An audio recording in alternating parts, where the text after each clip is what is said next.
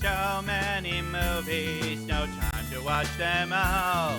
But Twig wants to see them, so we gave Twig a call. Now they're bringing on the friends, and together they will view these. So sit back and relax. It's Twig's Missing Movies.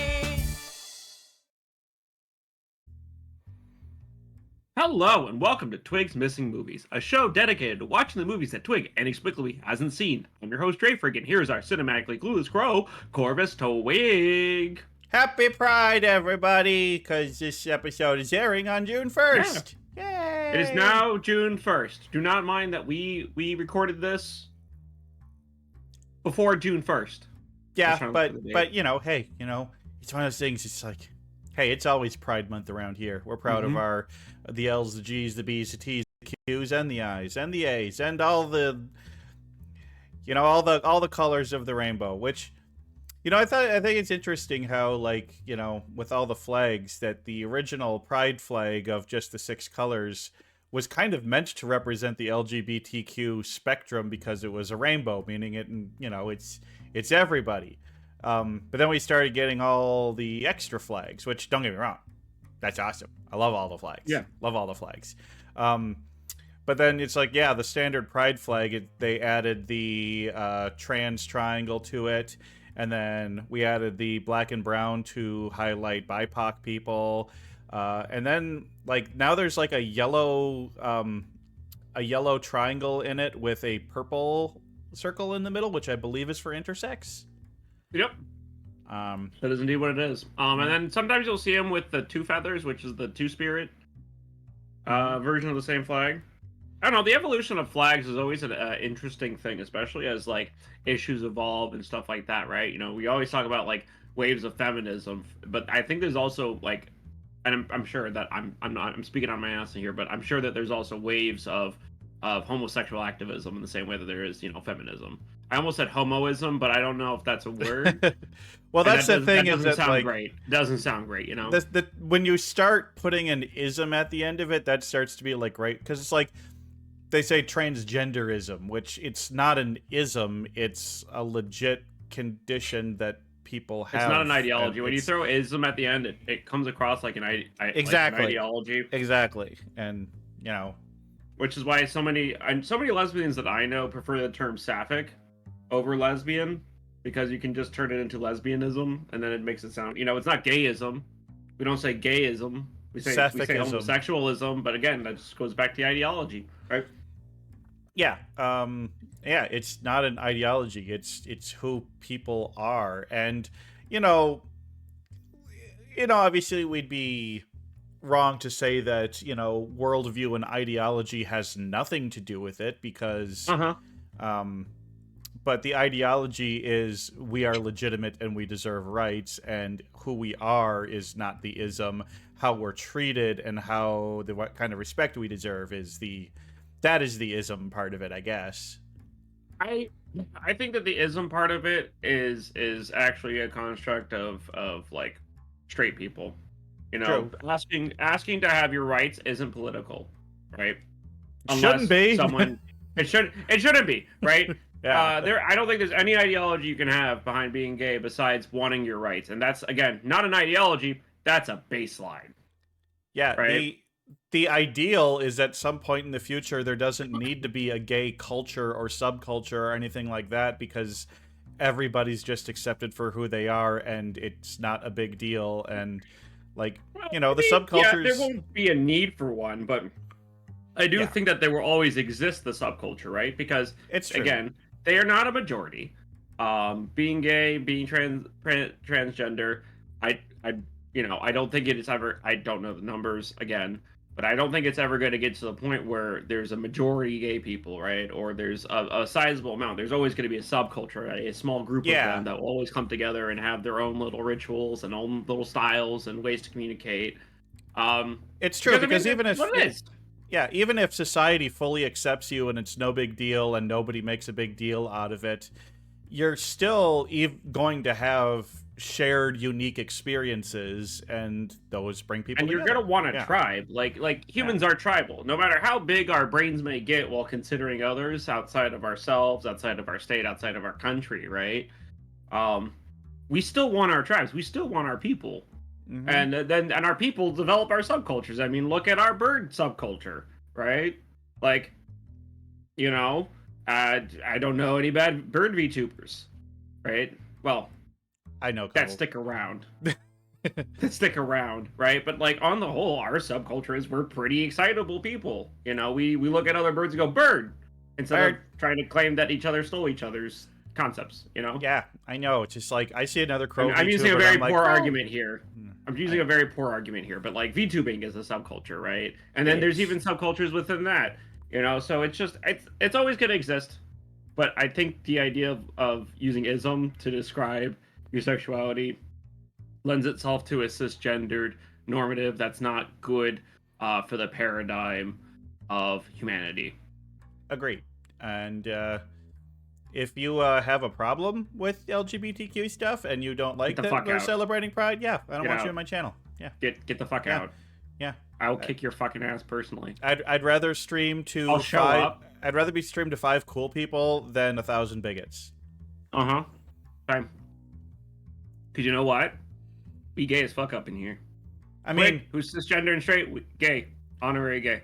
It is weird that, like, I mean, I've always felt a stronger connection to people on the queer identities than I have with straight. It's like, I don't fall under any of the categories, but I tend to have the same worldviews and politics and interests. And just like, I don't know, I vibe with gay people better than I do with most straight people. And I don't know, is that weird? I don't know, but the show isn't about your introspection about your sexuality. It's about your introspection about why you haven't seen fucking movies. Which, today, Twig, we're actually watching one I haven't seen either. And this is a rare film. Oh, category and director. What? Judging me, even though you haven't done it yourself. I see how it is. I introspect all the time. I wake up and I start my introspection. I wake up and I'm like, am I bi, or am I just gay, or am I just straight pretending to be gay, or am I just attracted to the artwork that I jack off to? You know, I wonder about that's that the kind of inspiration. Yeah, I wonder about that you too. I guess that's outrospection. Fuck off. Okay. Well, okay. Moving on. We're talking about today. A Hayao Miyazaki film today. No, not that one. And by no, not that one, I don't mean not that movie. I mean not that Miyazaki. We're talking about Miyazaki. We're talking about Tales from Earthsea, the directorial debut of Goro Miyazaki, who is the child of Goro Miyazaki. Yep, you know him. You all know him. You know who I mean. I didn't trip up my words. Hayao Miyazaki. Yeah. I got good words. It's okay. So this is actually one of the few Ghibli films that I haven't ever seen.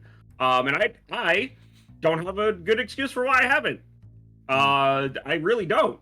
And I try to go through and try to find old conversations with friends that I knew we talked about anime at the time. I couldn't find anything.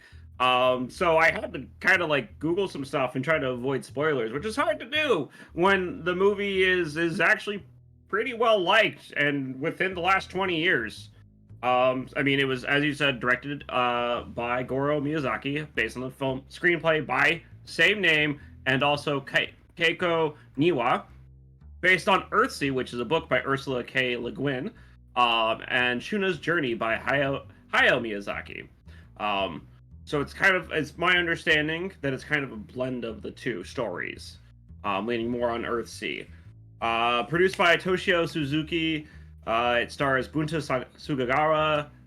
Sugawara. I'm really bad at words today, I guess. Junichi Okada, Aoi Tashima, Yuko Tanaka.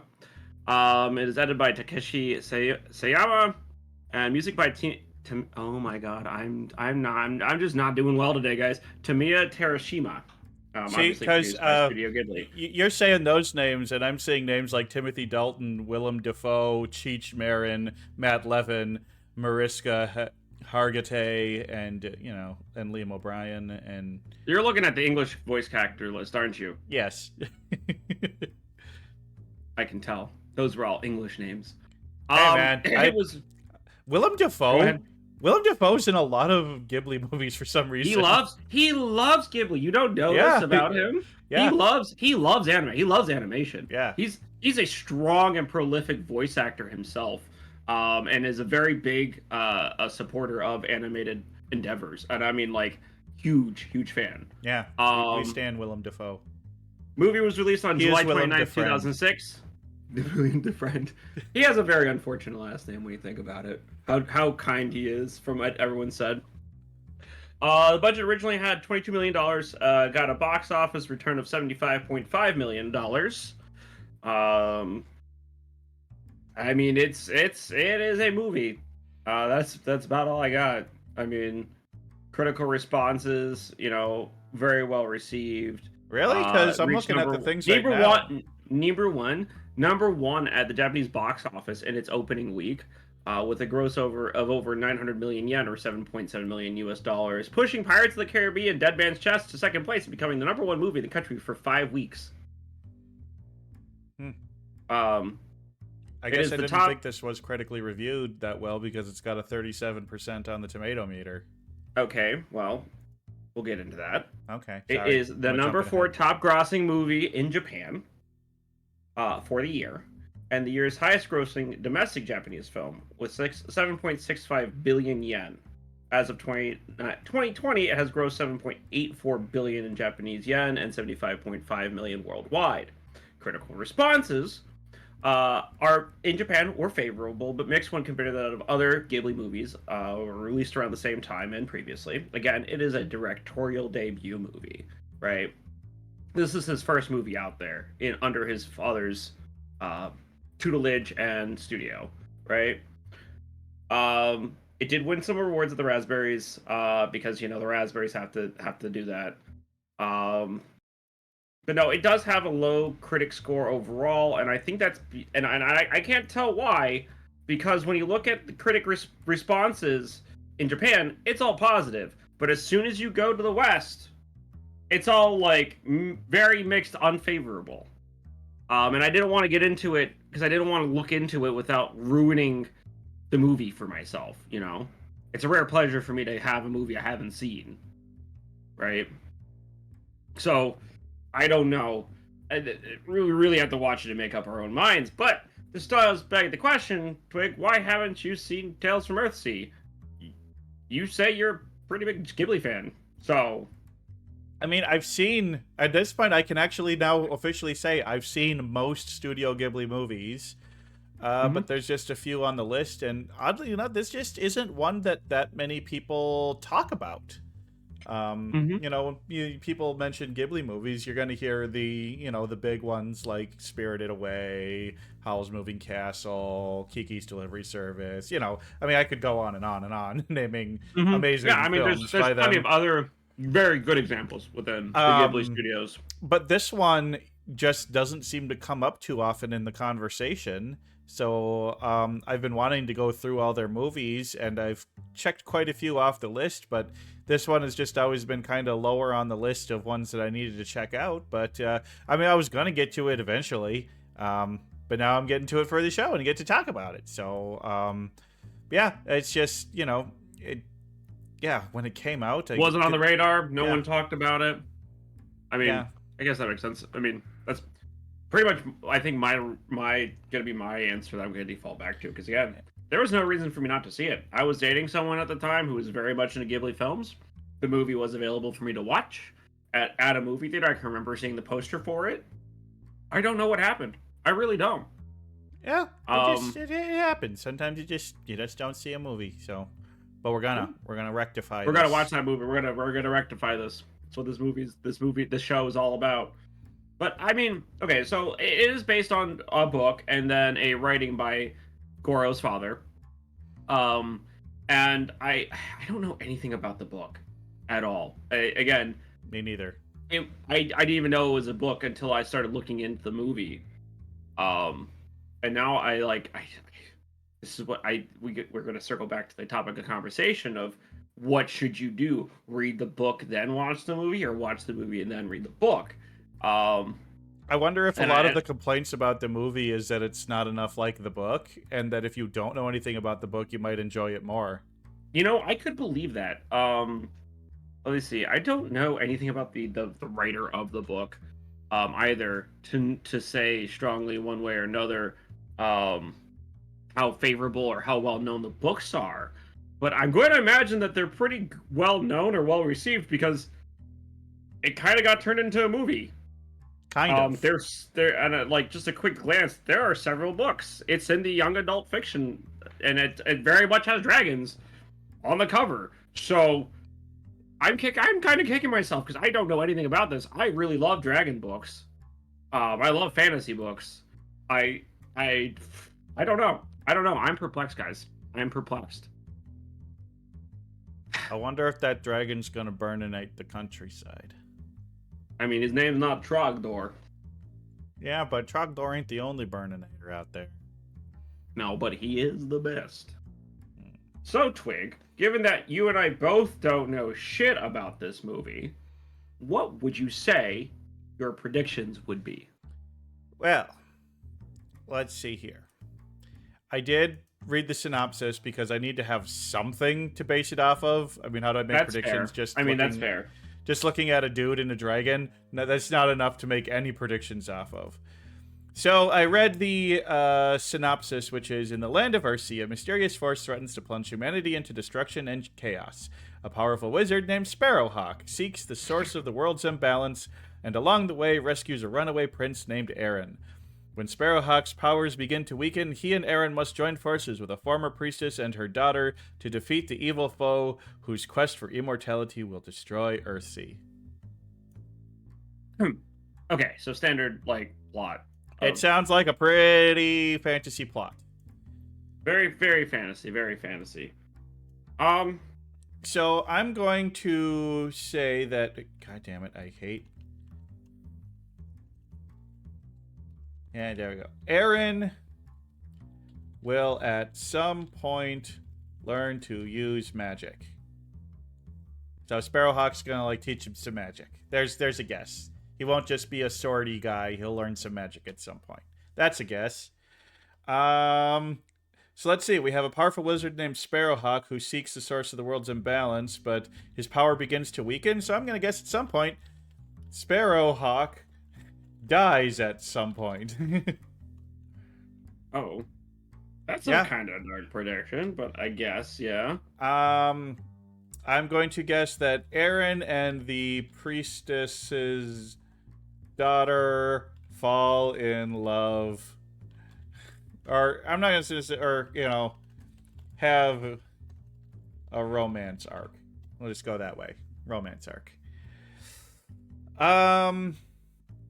Let's see here. I think that the dragon is a good guy, and that they will have to find and convince a dragon to join them in their fight.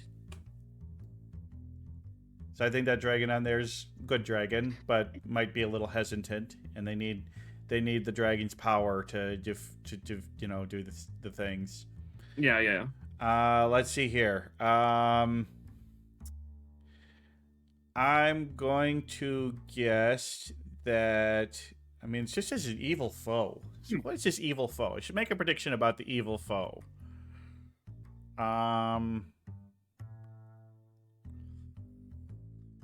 Is the evil foe an actual person, or is it like... It just says a mysterious force.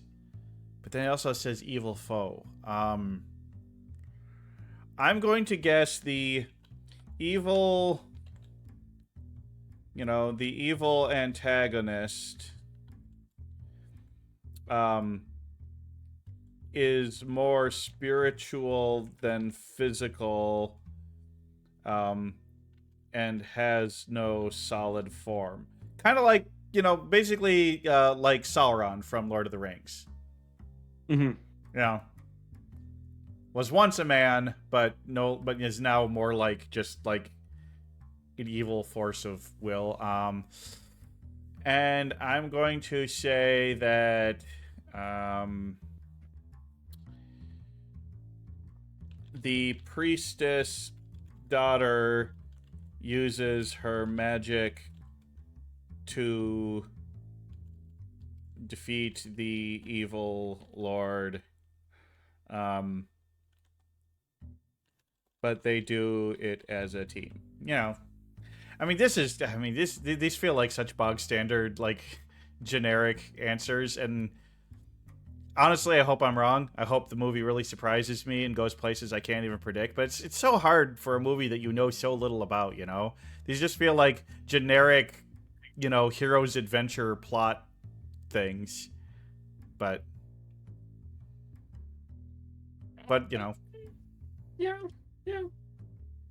I hope I'm wrong. I hope it surprises me. But I mean, it's just like, hey, wow.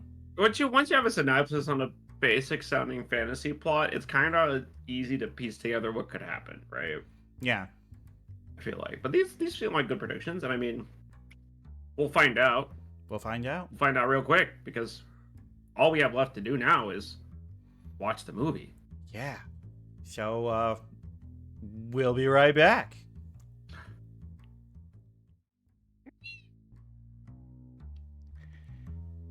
And we're back. Hello, everyone. Welcome back. It was a really quick movie, huh? Yeah, so quick. We watched it in 3 seconds. It was amazing. The movie so fast. You know, it's like power of time dilation. It's like we used the Matrix thing. We just injected the movie into our brains using a computer program. Yeah. Well, today we are joined by the wonderful Ani Meida. Ani, why don't you tell us all a little bit about yourself? Hello, everybody. My name is Ani. I'm a super fighting robot from the future, created to bridge the gap between humans and robots and make everybody friends and save the world. I am a game dev. I make lots of music. I've made over 300 songs for VTubers. Oh shit! Hell yeah! Just released my game on Steam. It's called Melina, about a sweet little devil girl that wants, like me, to make everybody friends. Yeah. Devil girl. Hi. Like you. What? No. What? That's what you just said. Ani is no. I want to make everybody friends. Like that's like what the devil that's girl. Similar. I want to make everybody friends like her. I'm not a demon though. Not a devil. Sorry, there's a difference. Yeah, there is. There's a very big difference. Yeah. Yes. They get really upsetty spaghetti when you summon never. It's a rule. You never summon a demon to do the devil's work, right? Yeah, yeah. I've never heard that, but I'm definitely gonna write that into my story now. Because she gets mad when people call her a demon when she's not a demon, she's a devil. Yeah. I mean, anybody who's a D&D nerd will easily be able to tell you the difference. Oh, yeah, that's my game. Arigato gozaimasu. Yeah. I mean, I always liked the devils in D&D more because I always thought it was more interesting to have, like, I was in a campaign once where there was a devil who was basically a mob boss in a town. That's cool. Yeah. But, you know, he was running like a mob. He had rules, he had laws, he had ways of doing things. He wasn't just causing chaos. He would, you know. The devils in the details is a very, very apt way to remember that devils are the lawful evil ones. Yeah, I think lawful evil is a very interesting character type if written well. That is very interesting. Yeah. Also a little subjective if you ask me, but we're not here to discuss the subjectivity of lawful evil and devils and devils and tricky cunning birds. We're here to discuss Tales of the Earthsea. Earthsea. It's not Tales of the Earthsea. It's Tales from Earthsea. Whatever, all the same. It's magical land space. So, okay, first question: why did you choose this movie? What possessed you to choose this one off the list?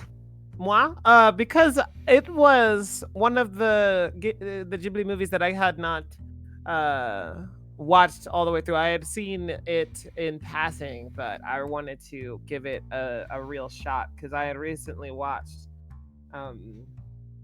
Nausicaa. And that one was really, really good. I really enjoyed it quite a bit, and it has a similar fantasy-ish sort of kind of setting and plot. I am not a historically an enjoyer of all things fantasy, I think that it can really get, very generic really fast. So I was curious on how it would be, executed in Gedosinki. So your experience with this movie has been not a complete one, but one that you've I guess struggled to watch a significant number of times, or have struggled to watch in the past at least a few times. I think I've seen it like in passing. Like I've seen it, like my friends have had it on in the background, or maybe someone had it on in a Discord server or something like that. I never sat down to watch it, but it's so how much of the movie would you say, before we did the watch along, how much of the movie would you say that you watched before coming on Twigs Missing The only Movies? things that I remember was the "don't take the H" part, and the part where he gets freed by your boy out of the cart.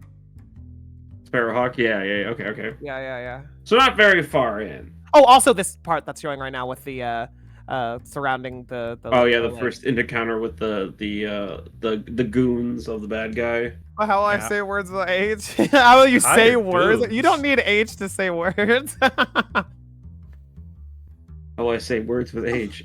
You don't. You don't need H for that. It's all made up in your head. Okay, so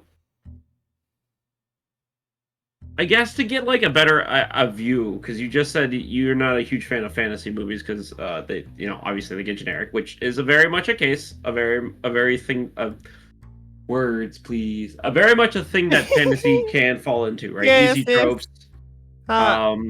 Which one of Studio Ghibli's strength is doing fantasy, but having it be in a good way, yeah. Yeah, like there's any Ghibli movie you watch, there's so much imagination and so much unique stuff in it, and just emotions. Yeah. I mean, just look at the Spirit World and Spirited Away, or Yep. Just yeah. But the question is do we think this is one that was able to create its own kind of unique thing, or do we felt like this one felt more generic than regular Studio Ghibli? I liked it. I think that the things that really set it apart for me was the powerless wizard, the scene, the nightmare scene with the starry sky, and the kind of like this goopy miasmic energy that Cod used as his magic. I thought that was really unique. Obviously we got dragons there, but I thought that even the dragons were unique in Gedel, because I really liked the fingers. The fingers on those guys, those grippers on those guys were crazy, and it really felt like the dragons were more of a magical creature that can more or less be human, or like some kind of spiritual creature that you can communicate with on like a deeply human level, more than some other dragons that I've seen, even in stuff like Dark Souls, where the dragons are very intimidating and scary, but they don't really feel like they're part of the world. I mean, they feel like they're a part of the world, but I think that what the strength that Gedosinki had was the fact that humans and dragons live in harmony, right? So to emphasize that harmony, making them more human, what it felt like. It felt like the dragons were nearly anthropomorphic with how they were designed, and I really enjoyed that. I'm gonna go against the grain and say that that Studio Ghibli did a new take on an existent form of magic world, where magic is waning. There's an imbalance to the magic in its existence, and that it's basically consolidated itself into two different factions, and those two different factions are spearheaded by two very powerful individuals, via Star Wars, via Gandalf and Sauron, or Melkor and the rest of the Ionari. Mhm. It very much feels like it's Tolkien inspired, but then again, I'm a Tolkien nerd and I really enjoy it. This isn't like a thing against it, but I'm not gonna say it did something fresh and new with it. I think it just did it in a fun storytelling. Because yeah, the sorcerer Sparrowhawk is losing his power over the course of this movie because the balance of nature is all messed up. Likewise, you see Cobb, who wantonly uses his fucking powers all the time. But you kind of, I don't know. What am I trying to say here? I think it's fun seeing the dynamic between the two, and it doesn't get boring, in my opinion. There was a good point that I had that I wanted to bring up. It was about obviously about the movie. You said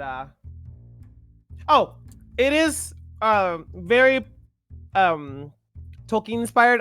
The original book, I did some reading before, and the original book, the author was very heavily inspired. Actually, it was one of the first books to be inspired by Tolkien in the 60s when it released. However, the author stated that the plot was quote unquote entirely different to that of her books, and she told Goro Miyazaki, quote, "It is not my book, it is your movie. It is a good movie," end quote, but later expressed her disappointment with the final result. Yeah, I can see that. Well, I mean, that's gonna be the case of any adaptation. It's easy to be like, well, they ruined this, or it's like, it's okay for adaptations to be different. It's got plot and character elements from the first 4 books, apparently.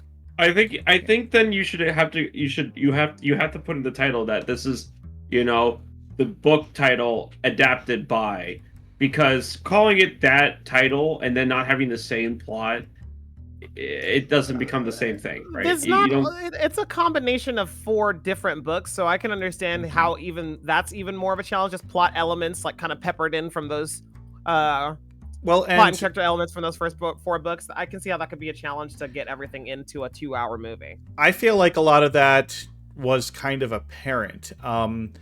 This almost feels like something where this would have been better done as a 12-episode miniseries or OVA than a movie, because it felt there's so many things that happen in Act 1 of this movie that never pay off and are never brought up again. Okay, yeah, that's one criticism I'll agree with. The first part of the movie really did feel like a fever dream, and I like snap back out of it, and I'm like there with the wolf fight, and I was like, okay, here's the plot. Like, the first part of the movie was like, whoa. They met the drug dealer, and that guy had a unique voice and felt like a thing. It's just like, oh, I'm looking forward to this guy coming back and joining in their hijinks. Nope, never see him again. He does not. Oh yeah, that guy doesn't. Oh yeah, the H guy. Yeah, he never comes back. And like, our first introduction to Aaron is him just randomly running up and stabbing his dad. And then we like don't get much more from that. Like, yeah, we don't know. All we got later was, I killed my dad. Yeah, but there's like, I don't know. You think maybe the kingdom would have been like, we need to track down this rogue prince who committed regicide. And patricide, not just regicide, patricide too. Regipatra. They were just like, we don't care. GG's, let him go. Yeah, that seemed odd. And like I said, it's just like, you have the whole trope of like Chekhov's gun, and it feels like we had a whole table full of Chekhov's guns put down, and then they never went off. You know what? I was actually speaking of Chekhov's guns, I'm writing a manga, and me and my friend were recently talking about adding one of those into a scene. I didn't know what it meant, but now I do. So heck yeah, I'm an intellectual. Yay. And just like we were talking about how much you love the dragons' designs, and yeah, I think the dragons look great in this movie, and I liked them when they were on screen. But they were so underutilized. There was hardly any at all, other than, you know, we had Teru turn into a dragon at the end of the movie, which was kind of a nice payoff, but it was cool. It was cool, but also I guess it didn't really feel like a payoff. It felt like it came out of nowhere. I'm trying to think of like hints that she was a dragon all along early in the movie, and I don't feel like it was foreshadowed. I feel it was just like the Prince Zuko scar. Yeah, they kind of shoehorned it in at the end, and then I remember a couple of us were asking like, okay, can Sparrowhawk turn into one because he has a scar too? I think it's not really hinted at that she's a dragon, just that she has a little bit more power to her and that she's being hidden on purpose. Yeah, that's true. I mean, it was very clear that she was not a normal girl from the get-go. Although I wonder why was Cheech Marin and the other guys after her in the first place? Just because she was just some random girl and they just kidnapped random girls? I mean... Yes, I mean, there are many such cases in Japanese media. Little girl, let's do something insane and terrible and depraved to her. That's just a plot point. I mean, it feels like I don't know, it's just like when you look at the history of slavery, they're usually not just capturing and enslaving people from within their own lands. They're doing it to neighbors, to the outsiders, to the othered people, you know? But this is the fantasy world where you can get enslaved on the streets. It's different. It just feels like a society would kind of, I don't know, revolt against that pretty hard. They don't care. It's like that's so funny because they just don't care. It's like a commerce city where they only care about selling stuff. They literally don't care about anything else but money, and they sell people. Which I have to say, like it's in the background right now. I loved the look of this city. Yes, the city was beautiful. Like the ruined aqueducts with everything built around them, with like ruins that have like trees and stuff growing inside of them, where it's like it's an ancient city from a fallen civilization that has a new civilization building itself up within the ruins. I think that, I mean, I loved the aesthetic of the town. Some great design. Speaking of graphics, I think that there was a pretty major 3D graphic moment near the end of the movie when the floor fell out, and I was kind of like, ooh, everything was animated so smoothly before this, and that's just like a Unity render. Yeah. Thanks for the follow. This movie also came out when that kind of technology was still trying to be figured out to be like integrated into it movies, didn't look right? terrible, and you know there are definitely more offensive anime 3D render moments than that one, but I was just like, It was a little noticeable. Like, I'm sure it happened earlier in the movie, but it was done well enough we didn't notice it. At that point, it was noticeable and it was jarring. It was very jarring. It was off. Very off. Which is too bad, because I would say for the most part, I think this movie's greatest strength is its visuals, especially the landscapes. I feel like, and there was so much environmental storytelling, and there's so much like, I liked that. This is a movie where I wanted more depth to it. I wanted more. You wanted to learn more about the world. Yeah, because it's like there's so much interesting there that we didn't get to see or hear about or learn about or even hint at. And you know, it's like I'm almost interested in reading the original novels now, because I feel like there's so much more in them than this movie I'm definitely delivered. Gonna go read the original novels. I'm not even like, they're written by a woman. Let's go. And it's just like, that's not usually my qualifier for book writing. It's plot, but yeah, no, exactly. If like, I thought it was cool that they were written by a women. I just thought it was cool. Yeah, no, I guess that makes sense for like the time too. We stand women writers. Yeah, we do. We stand women writers. I'm currently reading through the Hunger Games books. Very good books, by the way, for who they're aimed at. Very good books. I don't know. I do want to read them, because it feels like it, like, and again, going back to what the author said about the movies earlier, I do wonder how much of the world was actually used within the movies for the premise. I'm curious. And that's mostly what's drawing me to read them. You know, I could go and read them tomorrow and find out that it's actually really not my speed, right, at all. They are, as far as I have read for a little bit, very Tolkien-inspired works with some Taoist stuff going on, which I think is really cool. I do like Tolkien a lot. As a self-professed Tolkien scholar, it's always a joy seeing low fantasy books. Because that's what Tolkien writes, right? Is like it's high fantasy, but it's technically low fantasy for how little magic actually gets utilized within the series. Yeah, right? there's really not Which that I really many. like.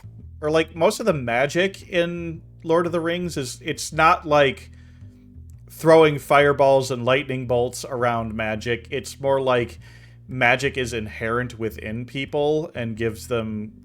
I mean, like, the elves are magical as shit. When you look at the stuff that they pull off in there, it's just like, okay, sorry, Legolas, you're not going to be able to jump across falling bricks like lighter than a touch without some kind of magic in there. Physics still exists. Magic. It's more innate magic than it is like wizarding magic, you know?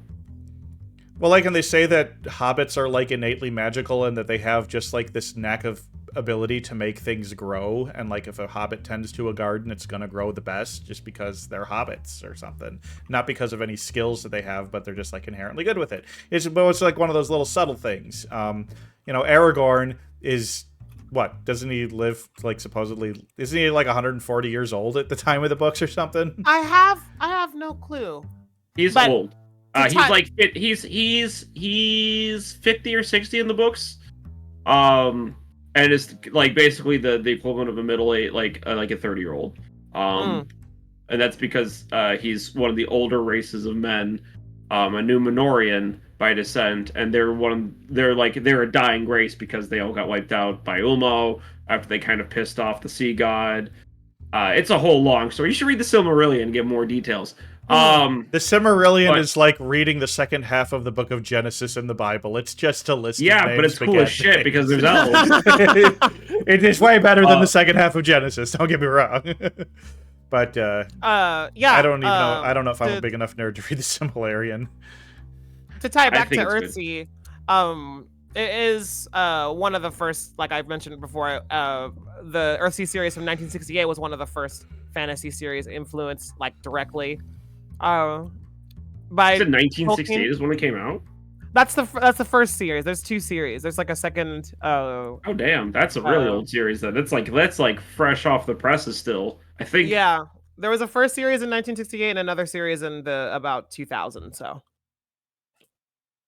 that's wild. 90s to 2002. Yeah, I feel even more egregiously undone by my own injustice of not having read this before, or having encountered it before today, I guess, as a book series. Sorry, I read the Peter Gabriel or Phil Collins. It's obviously Phil Collins. Obviously. Peter Gabriel's sick too, guys. Don't sleep. Look, I'm just saying that watching this movie, there was so many things left unsaid that I felt like we were in the land of confusion. I sometimes can enjoy a movie that feels like a fever dream. This movie felt like the good fever dream, whereas Tenet is like the bad fever dream where you don't know anything going on. This is definitely a good fever dream where you're like, I don't know what's going on, but I'm enjoying what I'm seeing. I like it. Yeah, it's pretty, and also there's enough plot going on to where I'm not completely lost. I mean, to me, the strength of the movie lies in its characters, and I felt like it was kind of a mixed bag. I liked Sparrowhawk. I thought he was an interesting character. I think he came out of nowhere to just save the day a few too many times in Act 1, but, you know. He's definitely a strong Gandalf type. Yeah. I thought Cobb, the villain, was fantastic. You know. Oh, yeah, he was super cool. Yeah. I will convert him into a woman immediately. You know, but I think, honestly, I feel like these two, Aaron and Theru, were kind of the weakest characters of it, and I would have liked to see them have maybe a little bit more of a character arc. Counterpoint, they're also children. I know, but children can have stronger character arcs. There could be compelling child characters. Like, what? I I personally, as an adult, I don't like reading about kids. I want to Okay. I want to read about adults doing adult shit and dealing with both being an adult and also having responsibility. I feel like there's a lot of amazing stories about kids, though, like The Outsiders or freaking. Well, look at other Studio Ghibli movies. Kiki's Delivers. Yeah, I mean, like Japan. Kiki, Chihiro and Spirited Away. Mega Man. He likes taxes. I don't like taxes. In fact, he likes taxes. He likes taxes. No, like, okay. I say this like I don't like reading young adult fiction, and those are ostensibly kids, right? It's like I don't know. Aaron feels like he's like 14 at most, right? And I feel like 14 is a very different age to read about someone than like a 17-year-old. You know? Like this sounds weird out of context, I know, but like, no, I don't want to read a book about a 7-year-old. Right? I don't want to read a book. I don't want to read a book about a 12-year-old. You don't want to read Peanuts, bro. Good Calvin and Hobbes slaps though. Calvin and Hobbes does slap. It's not the same kind of reading, and you know what I mean. It's true. Well, now I'm trying to think. Is just like what is a movie that's universally praised with a really great lead character who is under the age of 10 years old? Well, we have to throw out one entire. We have to throw out one Ponyo is pretty good. Series. I do really like Ponyo. Is freaking fantastic. I freaking love Ponyo. Lord of the Flies? Lord of the Flies. I've never seen Lord of the Flies. Lord of the Flies is the British equivalent of I just made up a lot of things. Well, that's the thing is that there was an actual real life. There was a real life Lord of the Flies situation where a bunch of boys did get stranded, and the exact opposite from the book happened. They banded together, they worked together, they never fought, and they survived by cooperating. Yeah, yeah. Because as it turns out, kids are actually kind of smart sometimes when it comes to like survival, and like I always say that kids are more easily taught teamwork than adults are because they don't have egos to worry about, right? I would say so. I mean, sometimes they can. Oh yeah, I mean they're not. It's not like an impossibility. They're not as developed. They're not as developed. As common. Well, let's just be blunt. Western civilization has done everything it can to strip away community and teamwork and focus more on the individual, and that's bad. That's bad. So bad. Yeah. But that's what I enjoy about a lot of Japanese media. Like maybe not this movie is the greatest example of it, but they really do give you that homey feeling very often about like being a child and wanting to go on adventures and having those really sentimental moments with family and friends, even if you don't have blood family, making that with others. I think that is a really cool thing that a lot of Japanese media expands on when it comes to making media about children. You know what? You just used a word that I felt like that was the thing that made me struggle to connect with this movie. What'd I say? This was a movie where things happened to the characters. They had obstacles they had to overcome. I don't know if this felt like an adventure to me. It didn't feel like Aaron was on an adventure. It felt like he was just dealing with a series of shit that was happening to him. He wasn't on an adventure, he was on a journey, and the two are distinctly different. Yeah. Right? When you refer to Frodo and the story in Lord of the Rings, it's Frodo's journey, not his adventure. Bilbo had an adventure. Frodo had a journey. Right? Yes. And it's the same kind of thing. Aaron has a journey, and that is, as we find out, coming to terms with the fact that he killed his father for reasons he didn't fully understand until after, light and darkness was explained to him, right? And and at the end of the movie, we see that he comes to terms with it. And again, this is mostly why I want to read the books, because I want to see what he actually deals with in the books about this, right? Is like, what happens afterwards?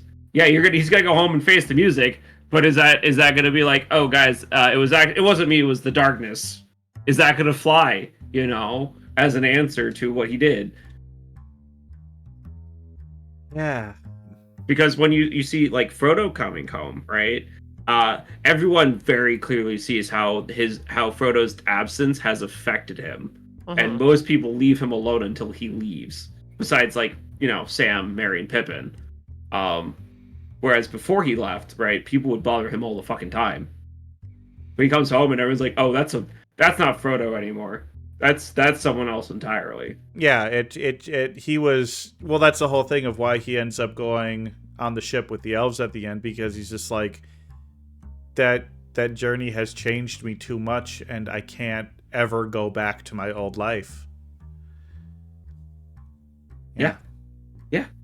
Exactly. Yeah.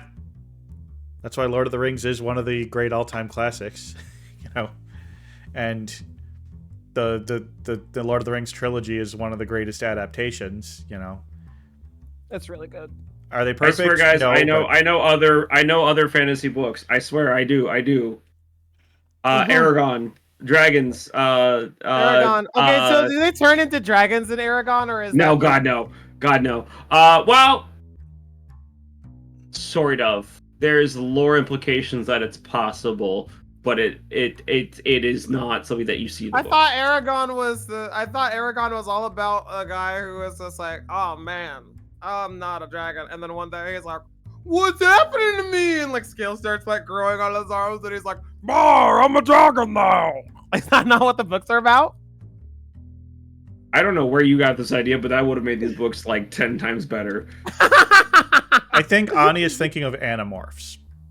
No, I'm not thinking of Animorphs. I literally thought that. Okay, yes, I get that. Animorphs has that plot point, but I legitimately thought that in Aragon, he what's it? I'm a dragon. I thought that was the freaking thing. I thought that was it. All right, I'll rewrite them. I'll fix them. I got you. I look forward to reading your fan fiction of Aragon now. Yeah, it's gonna be sick. Yeah. Can we take a minute to talk about the voice acting in this? Okay, you go first, because I wanna know if it's gonna line up with what I have mentally in my head. All right. Okay, who as first? an answer. Willem Dafoe as Cobb, fucking amazing. Gave me ASMR tingles. I could listen to him talk in that voice all goddamn day long. Yes. Timothy Dalton as Sparrowhawk, absolutely perfect. Had the great, just had the mannerisms of speaking. That's that felt who like it was. It wasn't person. fucking Sean Bean. The entire time I was trying to figure out how he sounds a lot like Sean Bean. He does. They do have a similar accent. Me sitting there going, "This isn't the right guy." Cheech Marin as Hare, as the bumbling, idiot. I thought he did a pretty good job there. That was great. Mariska Hargitay, she was the mom, like the mom MILF character. She was good. She was good. Aaron's voice actor, Matt Levin, I thought was perfectly serviceable. But oh my God, Teru's voice actress Blair Restaneo. I'm sorry. Teru's voice was terrible. It was like early 90s anime dub quality, not good, and it felt jarring. Step out of the way. Yeah, it was. Oof. It was a time. I really liked the voice acting. I think that her performance was a bit jarring compared to everybody else. But yes, I really did enjoy Kevin Michael Richardson as guard number 2. He was freaking awesome. Yeah, he's always good. He's always good. He understands the assignment. And then we had to say the same 2 old lady voice actors that are in every Ghibli movie. You need an older lady character. Those 2 are going to be voicing characters. Yeah. Look, they just do a good job at being old ladies that are conspiratorial and a little shifty, but also good-natured. They just do it too well. Nah. Yeah, those old lady videos are great. Yeah. Give us money! Give us money! Give us money! We'll tell you everything! Give us money! To be honest, I can't even blame them. That's horrible! No, don't be like that. Don't be like them. That's evil. They're little evil gremlins. They sold out people to cops, basically. Not cool. Yeah. Not cool. Yeah. We don't. I would sell you for a corn chip. Wow! The worst part is he knows it's true. Wow. I guess One corn chip. I guess One Dre's a corn chip. narc. Nope, I just have Cop loving narc. I never said cops. I just said I would sell you to the devil. You know, one thing that One is corn about chip. the guards there, it's like, okay, you have this big castle, and you're the head of this giant slave ring, and you have 6 guys? Slaves. Oh, yeah, that's right. That's right. Like, he couldn't. I don't know. Maybe he's broke. Maybe he's one of those villains that doesn't have a bunch of like dosh to throw around, but he has like a huge freaking fortress. Well, I'm sure. And that Taro he is could able to afford, just basically walk in. Yeah. So all this giant castle, 6 guys. Yeah. And all of them are in the barracks drinking right now. It was a crash pad. Yeah. They were just like freaking getting stoned and blasting back 40s. I mean, maybe Cobb was just like, I'm such a powerful magician, it doesn't matter if somebody breaches it because I'll be able to defeat them anyway. Yeah, and then he gets owned by a 14-year-old. Yeah. Get owned, idiot. Get pwned. Get pwned. Pwned. I did like the subtle touch that the slavers wear masks when they're out and about. Because, you know. Yeah. You don't want to be... Well, okay, but like slavery is so accepted. It's like, what in the universe, it's like, is there really a freaking consequence for being known as a slaver? I feel like there isn't. True. I feel like some of those people have a very unique voice and would be able to be told who they are eventually anywhere, you know? Yeah, well, Kevin Michael Richardson probably just gets that. It's like he says something in real life and people are like, I know your voice. It's the Mauler but twins. I don't know your face. I know who you are. That would be so weird if you heard like you're just like out and about and you hear like a voice actor or VTuber's voice that you know instantly, but you don't know what their face looks like, and you're like, Yo, I want to like make it like very. I want to like. I have big goals with VTubing. I really will hope that nobody freaking like gets me out in public because I don't put on like an affectation into my voice most of the time. oh, see, you know, like this is my Carver's voice. This is what I actually sound like in real life. Oh, that's what you sound like, really? Yes. Whatever. That's not your voice. I am now talking in my normal voice. No, you're not. Okay. He's lying. Fine. He's a liar. He's a liar. This is what I Pants actually for hire. like, no, you don't sound like that. Yeah. Yo, but okay. That's a good point, Aries. If you find out that you become a slave, it's anybody. It's like a Fortnite battle royale in the city. You can't show your face unless you can get knocked and turned into a slave.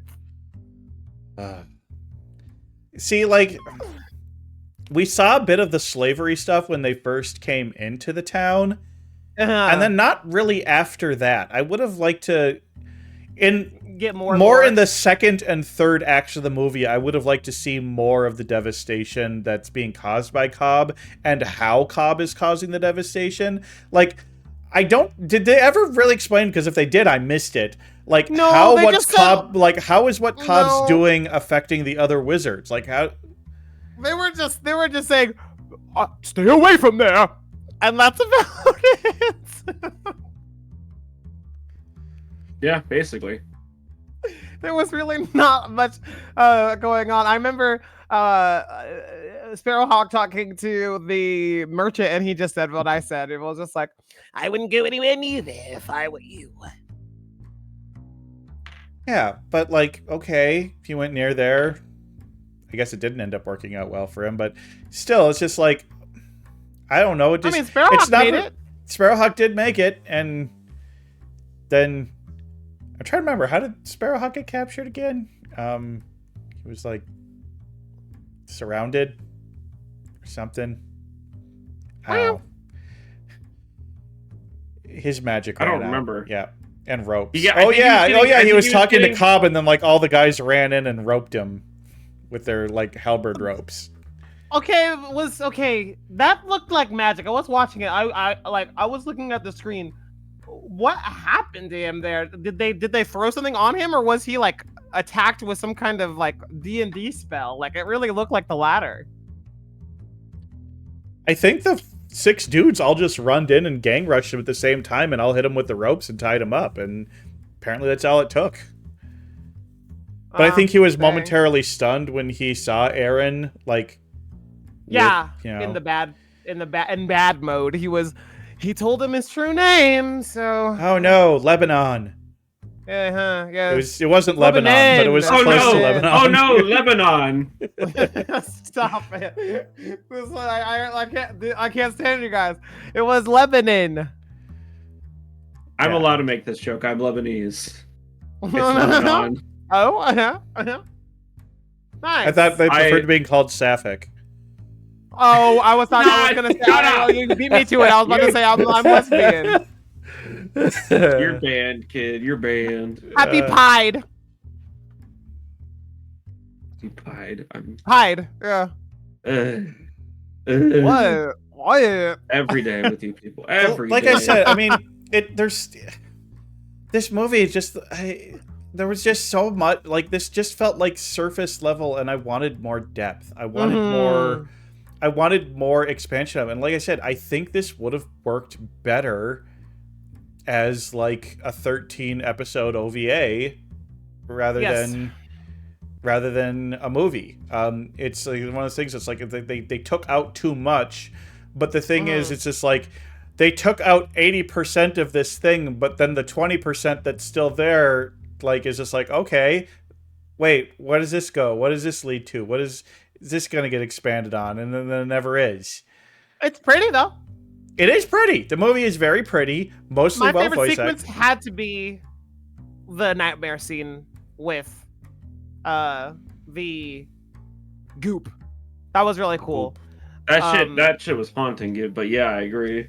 It was really, really good. I also I liked when at the end Cobb turned into a member of the Gorillas. Yes. Like I'm so glad I wasn't the only one that thought that. I'm gonna spray water on your face. When he transformed into that, I was like, I just started thinking of the fucking Gorillas, and all the Gorillas songs I knew started playing off at once. Can't stand these birds. I'm locked into a cage. I'm locked in a bird cage right now, chat. Help me. Birds make puns. We do it. We like wordplay. We like comparison things. I can't help it. It's just how we are. It's just who we are. I didn't know that you guys were gonna both be birds.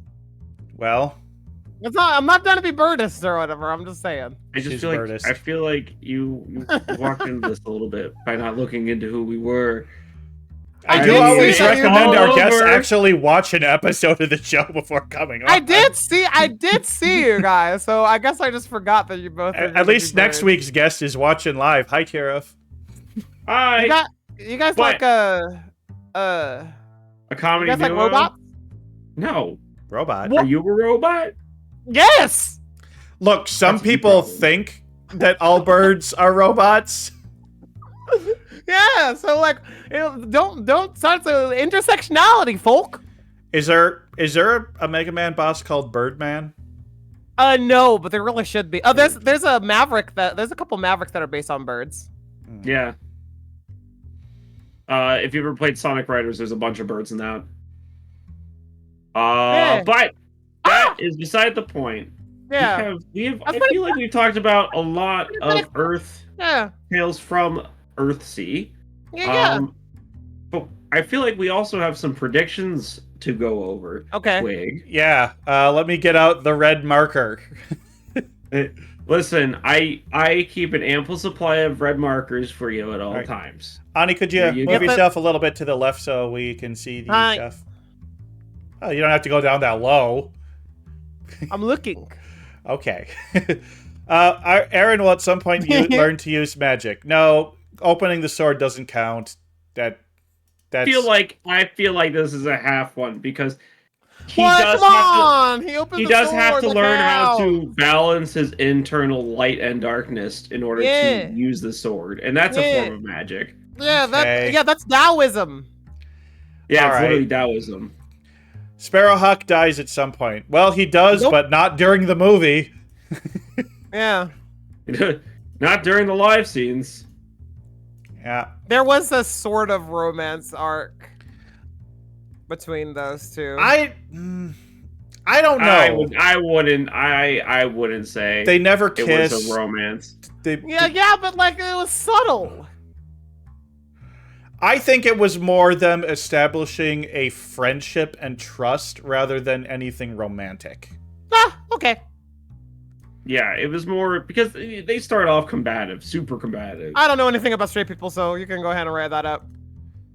Look, are the straights okay? No, they're not. No, they're not. I refuse to study. I refuse to study that. I'm annoyed that one of the bullet points is not highlighted and the other two are, and I don't know how to fix that. Meh? Oh. All right. You gotta go up to the next line. Go up to here. Yeah. Nope, still not Surely working. not working. Oh, whatever. I Okay. don't care. Good night. Yeah. They will have to find and convince a dragon to join them in their fight. Nope, that never happened. They never got convinced, but there's a random dragon like a Final Fantasy VII summon at the end, which was pretty cool. Evil antagonist is more spiritual than physical and has no solid form. No, that's not true. Cobb very much had a physical form. I mean, it was like a half because like he was so old and not like he was like halfway almost there to the spiritual realm. I feel like he was piloting a husk. What do you think, Dre?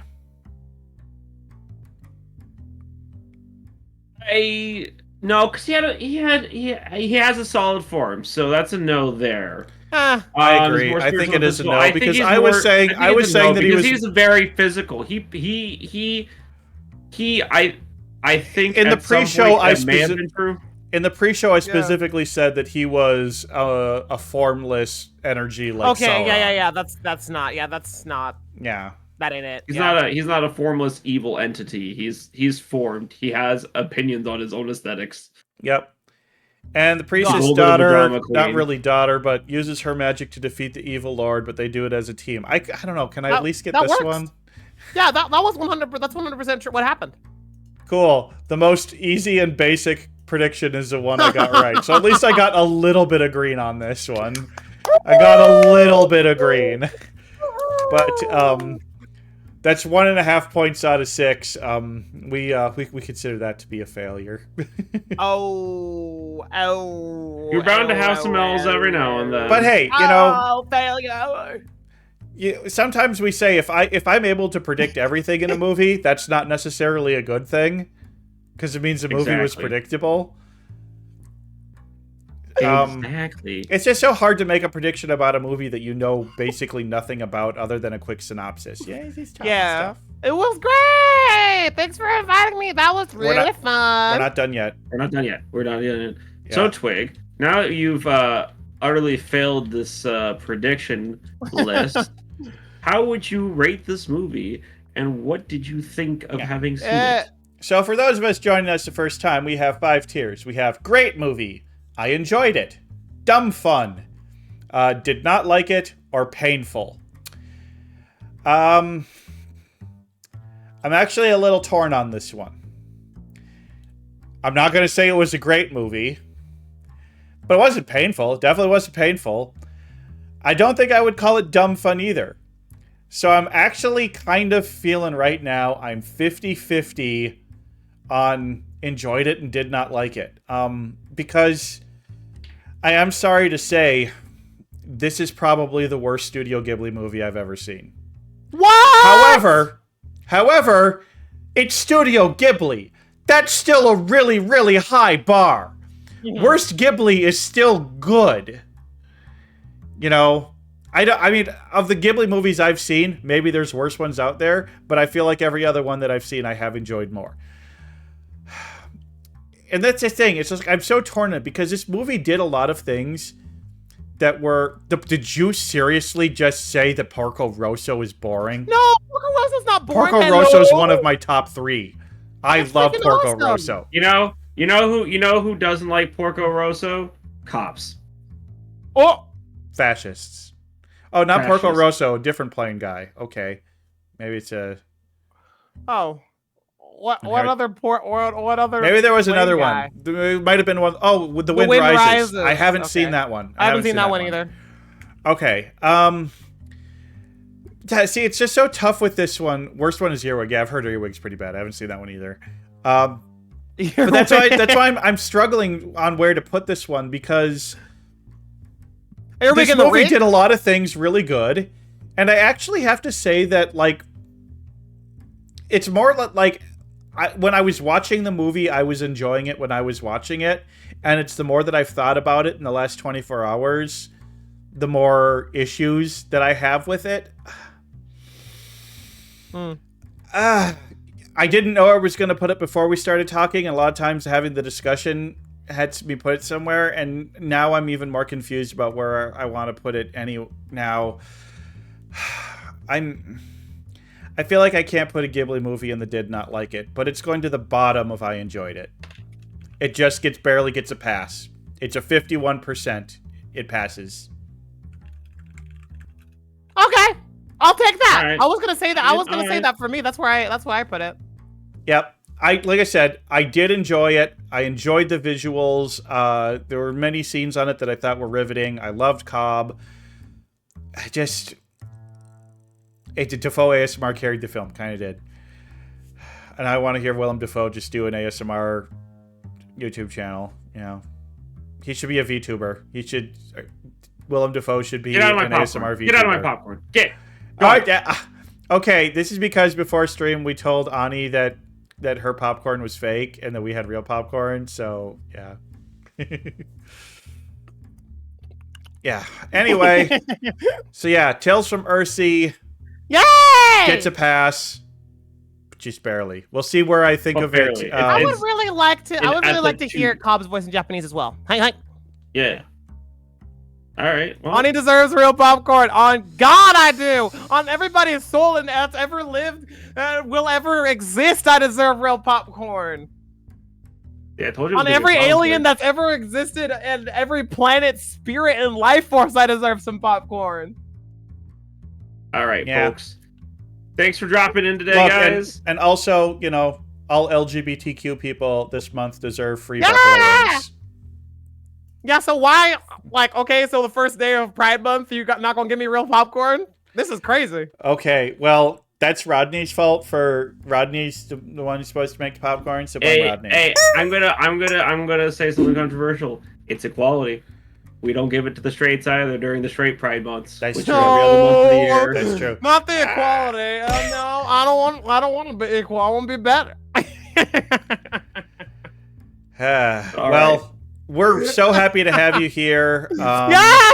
Thanks for coming One on of the the show. amazing. Tony. It was a great time. Yes! Yes. You guys are very you guys are amazing. I appreciate you guys quite a bit. We I appreciate enjoyed it. watching the movie with you, and thank you for watching this with me. Drink some Yeah, water. absolutely. We should have you back sometime. Yes. Yeah. And before we go, I know you said a little bit at the beginning, but anything in particular you want to plug? Okay, I'll just having everything thrown at me right now. For my?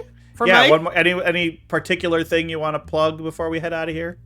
Okay, so I am working on my new album. It's called I'm a Hero. It is a follow-up to my first album. It's called I'm a Girl. It's got some fantastic singles on it already. Freaking awesome stuff. I'm also working on developing my new game. It's called Super Underworld. It is the sequel to Maleen, so please play Maleen. Play it on Steam. It is free. You don't have to pay a single cent to play it. It is a 6-hour visual novel. You can just press auto and watch the movie. Nice. Okay? Hell yeah. It's great. It's wonderful. I think you should check it out.